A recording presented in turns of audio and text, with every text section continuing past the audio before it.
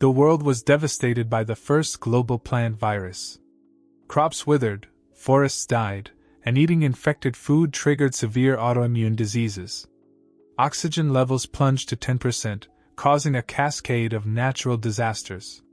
Humanity scrambled for solutions, but every laboratory on Earth failed to develop a cure. As hope dwindled, a last-ditch effort began, Project Gemini star. Dr. Stephen Sten led the mission, based on 2 ancient alien artifacts discovered by paleontologists. These objects, an enigmatic sphere and an engine, were estimated to be 4 billion years old, predating life itself on Earth. Using reverse-engineered technology from the artifacts, Stephen's team built a spaceship powered by the alien engine. Their mission: travel across the galaxy to find a new home, and terraform it into another Earth. Stephen's wife, Amy, begged him not to leave, terrified they'd never see each other again. She tried to stop him at the last moment but arrived too late. Standing helpless, she watched the spaceship ascend into the sky. Moments after launch, a fracture appeared on the alien sphere, an ominous sign of hidden dangers. The crew activated the alien engine, opening a wormhole to a distant star system. But something went wrong. Instead of reaching their destination, they found themselves lost in uncharted space. The ship emerged in an unknown region, and the crew discovered that they had somehow shifted between the 3rd and 4th dimensions, making navigation impossible. Blame and paranoia spread through the team. Stephen, overwhelmed by guilt and frustration, blamed engineer Peter for the malfunction and relieved him of duty. Peter, devastated, later went to inspect the sphere alone. Hours later, he was found drifting lifelessly in the vacuum of space. Dr. David believed Peter had taken his own life, but Dr. Leona refused to accept it. Peter wasn't the type to give up. Tensions boiled over as Stephen lashed out at Leona, insisting Peter had doomed them all. The crew's hopes rose when they located a rocky, volcanic planet with livable conditions, albeit without oxygen. Despite Captain Ryan's warnings to proceed cautiously, Stephen insisted on landing, determined to establish a foothold. During the descent, a violent storm struck, forcing the shuttle to burn all its fuel and stranding them on the planet's surface. Stephen brushed off the setback, justifying the risk. He had intended to stay for years anyway. Unbeknownst to the crew, strange black goo dripped from the walls of their shuttle. On the mother ship, Richard discovered more of the goo, along with Peter's missing camera. The footage revealed a horrifying truth. During Peter's inspection of the engine, a shadowy creature had emerged, killed him, and stowed away inside the sphere. The alien's presence explained the wormhole malfunction. It had caused the jump to go awry and had traveled with them across space. Worse, the footage revealed the creature had followed them down to the surface. Captain Ryan declared martial law, accusing Stephen of hiding the truth.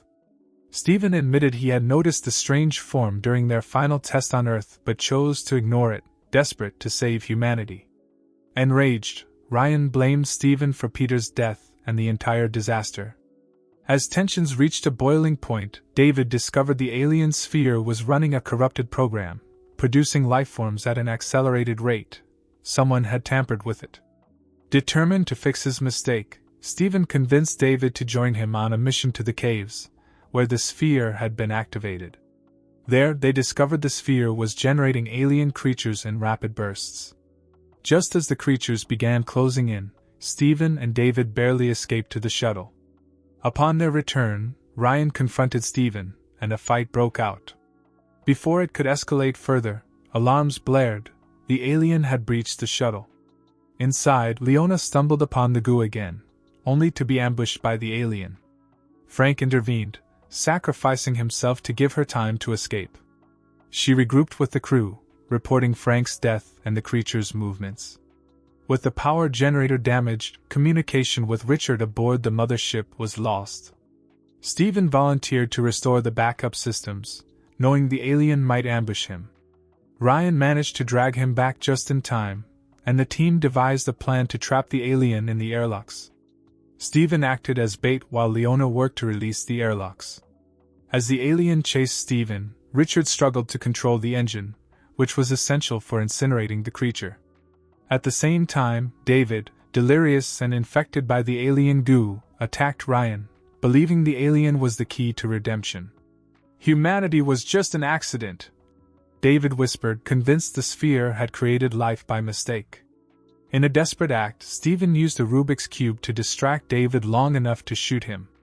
With seconds to spare, Stephen detonated the bomb planted in the airlock, killing the alien. Exhausted and barely alive, Stephen collapsed outside the shuttle.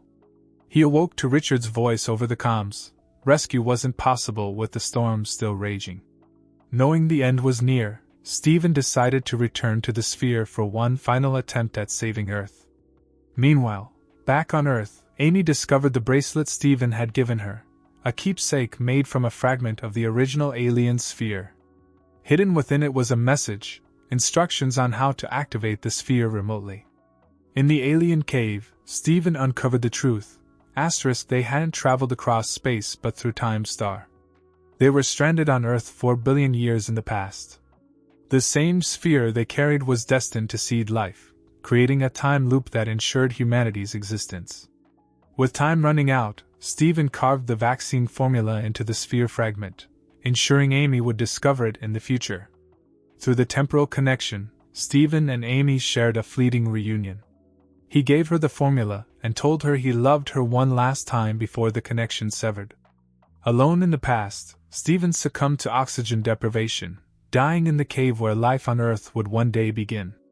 Months later, Amy held their healthy newborn, gazing out at a world beginning to heal. The vaccine had saved humanity,